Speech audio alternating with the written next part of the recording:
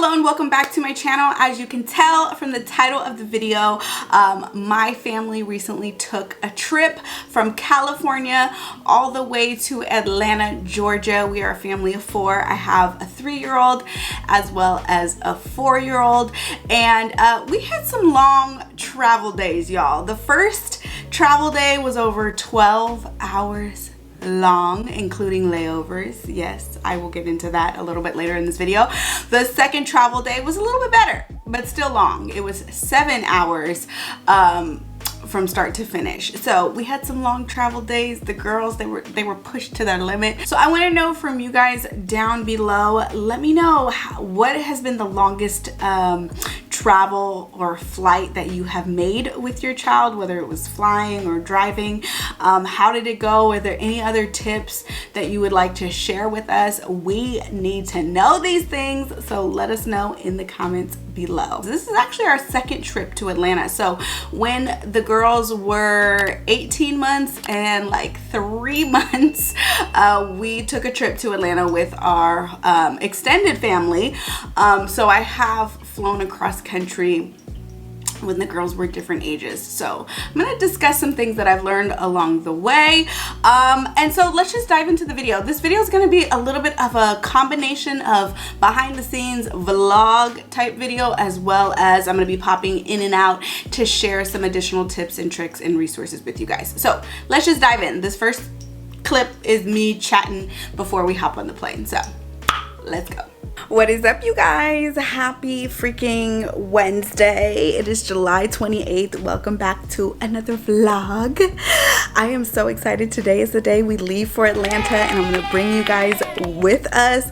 We have been spending so much time preparing the girls for this trip that it feels like a long time coming.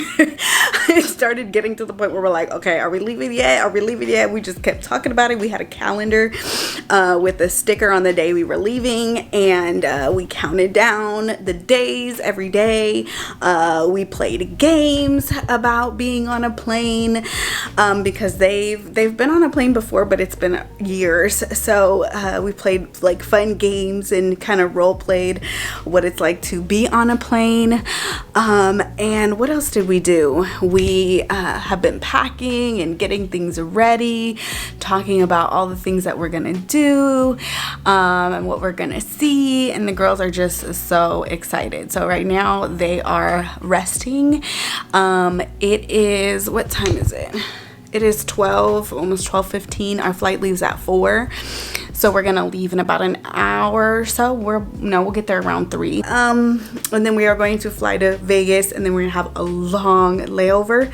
So pray for us. We'll take you along with us, and then our flight leaves for Atlanta at night. So we have a red-eye flight, but we are super excited. So we have that going for us. Okay, at least the girls are excited. And yeah, so I'll bring you guys with us. Before I hop off here, I also want to say shout out to my book. My potty training book just turned 1 today, July 28th. It came out last year in 2020.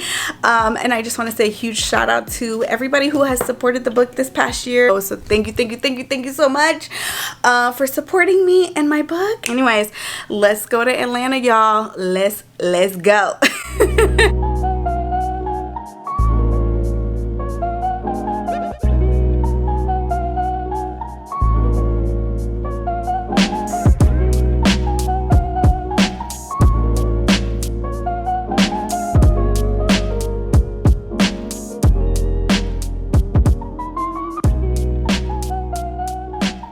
Okay, so before we dive into the clips on how it was for us at the airport and the actual plane ride, I want to kind of elaborate a little bit more on what I was talking about when it came to prepare, because this is such an important stage, right? A lot of the work starts even before our travel days. So what I mean by that is we want to spend some time emotionally preparing our child and practically preparing them for the long voyage, right? So I would say, I mean, depending on their age, of course, if you have an infant, you can't really do this, but toddler years, definitely preschool, school age, I would say at least 2 weeks before the trip. We kind of got started probably a month. So So it kind of was a long preparation phase, and as I said in the video, it was like, okay, when are we going, right? We've been talking about it for so long, but I would say around 2 weeks is a golden period. So 2 weeks before you leave for your trip, start talking about where you're going. Look at pictures, look at a map. We have a map of the United States. So we showed the girls, okay, this is where we are, this is where we're going. We talked about the fun things that we're gonna do there, including the aquarium and the zoo, just getting them amped up, getting them ready to go. We also, like a couple days before the plane ride, we played airplane games where they got to pretend to be the passengers, they got to pretend to be the pilot. You know, we practiced, okay, let's put on our seatbelt, okay, let's listen to what the pilot is saying, okay, we have to stay in our seats, you know, making it fun and engaging, of course, following their lead, but basically just kind of warming them up to the idea that we're going to be on a plane ride for a long time, okay, and this is what to expect. These are the procedures that happen when you're on a plane. This is the etiquette, okay?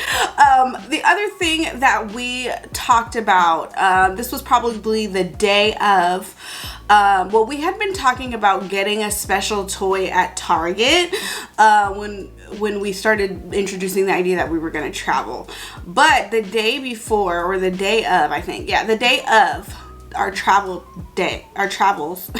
what am I saying? The day that we left for Atlanta is the day that I let them know, okay, these are my expectations. When we get to the airport, it's going to be very busy. I expect you to stay close by, to hold mommy and daddy's hand, to follow directions, that kind of thing, right? And on the plane, I expect you to have calm bodies, to listen, to, you know, try to use your words, etc. Right? So I would say no more than 3, right? The biggest ones were stay close by, follow directions, and, you know, to the best of our ability, use our words when we need something, as opposed to screaming and yelling. And so I said, if you guys are able to follow all the rules, we will go to Target when we get to Atlanta and you can pick out a toy. This worked really well. You'll hear them say like, oh, did I get my toy? Did I, you know, and it was like, okay, yeah, you're doing great. You're on the right track. So you might decide, I mean, you might be like, no, I'm not doing that. I'm not doing a special reward after the plane ride. But it's something that can work if you have, I would say, an older child closer to 3 or 4, because the younger they are, they're not going to really be able to grasp the idea that, you know, something in the future is happening. They're going to be all about the moment, and it'll be hard for them to really understand that concept. So I would say 3-4-year-olds and up, this works really well if you want to. The other thing is reading books about flying. You know, you guys know I'm a huge fan of children's books, and so the weeks leading up to your trip, you can start to read some books about plane rides. So there's Maisie Goes on the Plane and Goodnight Plane. There's also a couple other ones. I'll link some of my favorites down below.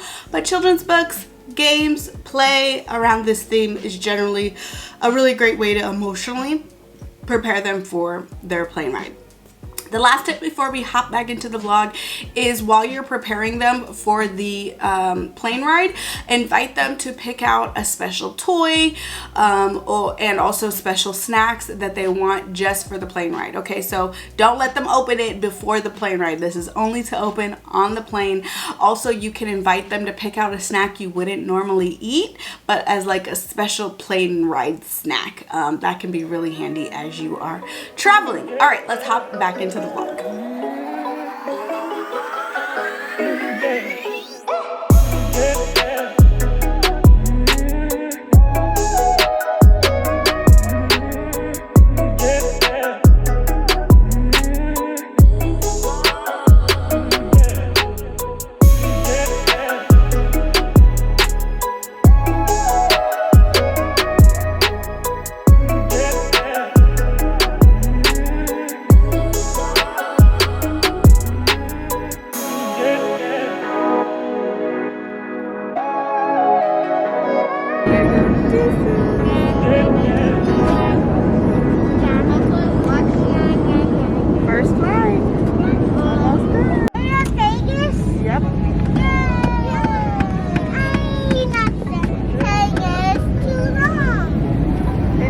too long. Right here. What's that voice, love? Cookie. Oh, yummy cookie.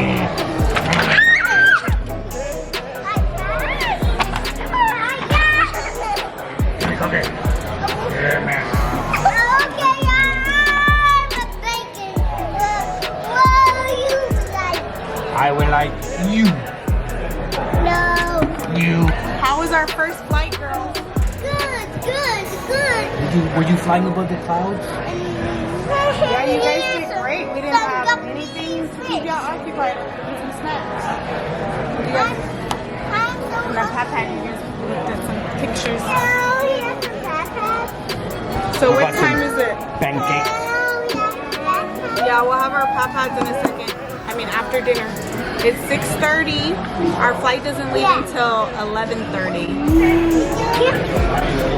They are so thirsty, huh? We didn't have any water to drink on the plane. Oh, I don't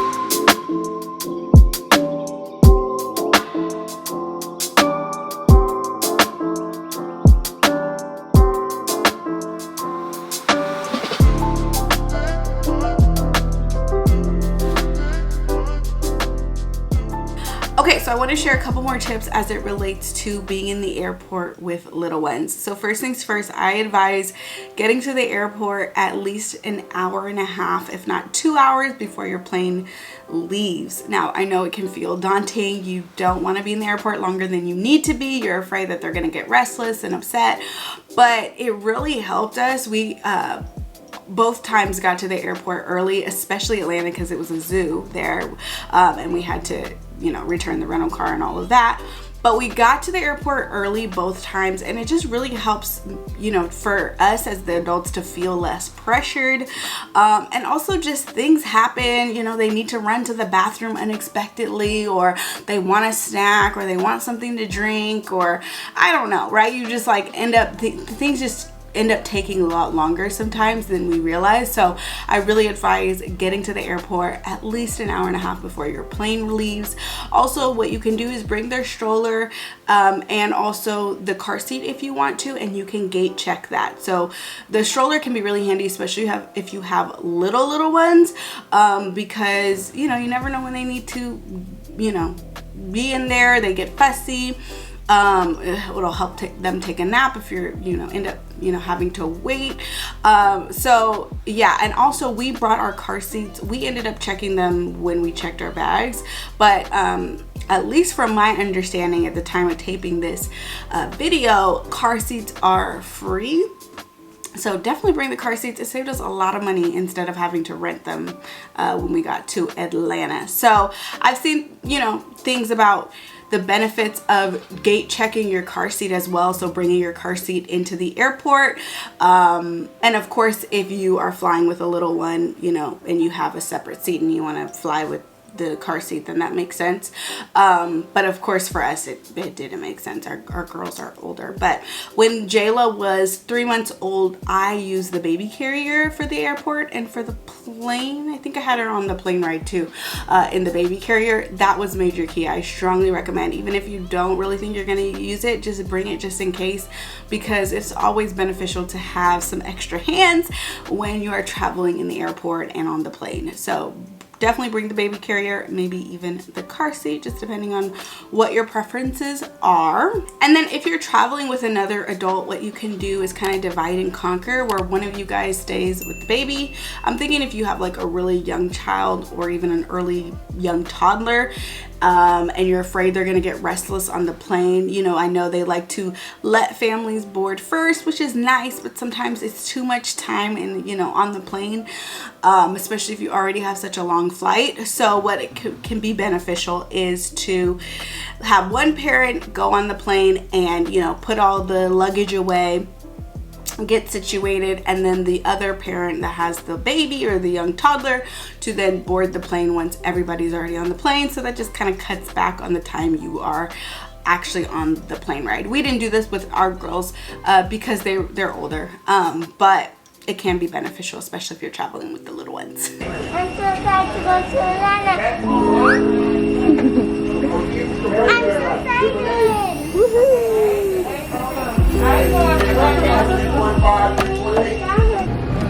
Last flight, Jayla. Last flight. Where are we going, girls? To Atlanta, to Atlanta. Alright, how are we feeling?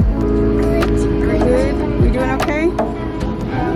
It is, what time is it? 11 o'clock. Oh my gosh, way past our bedtime. Yes, honey? You guys are doing good so far. Let's see. Huh, we have one more flight to go. One more plane ride. But I think so. I'm gonna go to Target when we get to Atlanta. Pick out a toy. Oh, we're going to this one? Yeah. Are you tired, Mama? Yeah. We're in Vegas.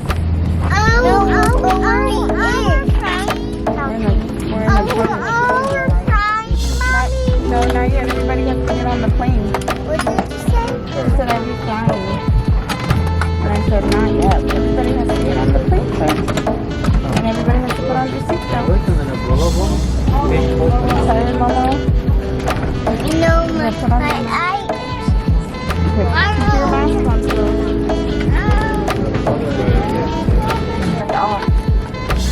For your safety, larger devices such as laptop computers must be stowed prior to pushback, either in a carry-on under the seat in front of you or in the overhead bin.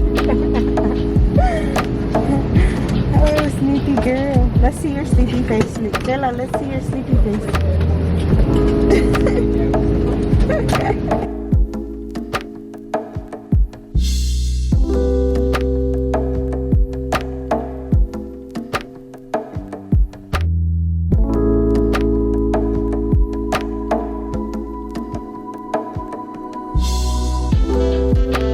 Okay, so let's get into the actual plane ride.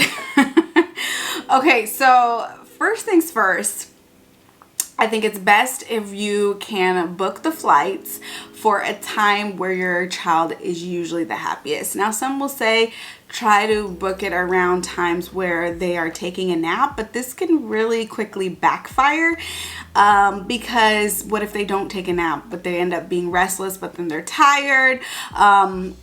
Yeah, I mean, you know your child best, but for our little ones, it was hard for them to sleep on the plane because there's so much going on. They're in a new atmosphere. It's cramped. I mean, it's hard for me to sleep on the plane, so I can only imagine. So I would say to book it for a time when they are happiest, they are calmest. So for our girls, it would be in the morning. So in hindsight, lessons learned, we're not going to be doing a red eye again because we thought it was in the middle of the night, right? We left at 11 and it was a 4-hour flight, so we're like, okay, they're gonna go to sleep. This is gonna be great, right? But no, unfortunately, they went to sleep when we got on the plane shortly after takeoff, but they only slept for like a half an hour, maybe 45 minutes. It wasn't long. And then they were restless. They were so tired, so they wanted to go to sleep, but they couldn't, get comfortable. They obviously didn't have a bed or a pillow. So we eventually ended up giving up on trying to get them to sleep and was like, okay, here's your iPad. Okay, because it was getting too uncomfortable for us. Luckily, the way it happened on that flight, my husband ended up having an empty seat next to him, so one of the girls went next to him, and then I had another girl so we could kind of try to hold them. But y'all, It was a dumpster fire. Okay, so I don't recommend it. I think that ideally, if you can, okay, book the flight for a time where they are the happiest, they are the calmest, they are their best selves. Okay, don't try to force naps, okay, on the plane. I wouldn't. Of course, you know your child better than I do, but that was just speaking from personal experience. And I know our biggest fears are crying, tantrums, meltdowns. And I think just walking in, one, if we've prepared them, right? We've done our best to prepare them. We have our snacks, which let me talk about. Snacks are like, view snacks on the plane as like an extra activity, okay? So bring out the chips, bring out the Cheerios, bring out, you know, the special snacks that they don't normally get, okay? Spread them out, okay, a little bit at a time. I know that's the biggest, like, our biggest fears as parents is, oh my gosh, how are they gonna do on the plane, behavioral speaking? Yeah, so if you have a young one, I would say, again, bring the baby carrier. You can always put them in the carrier and walk around, right?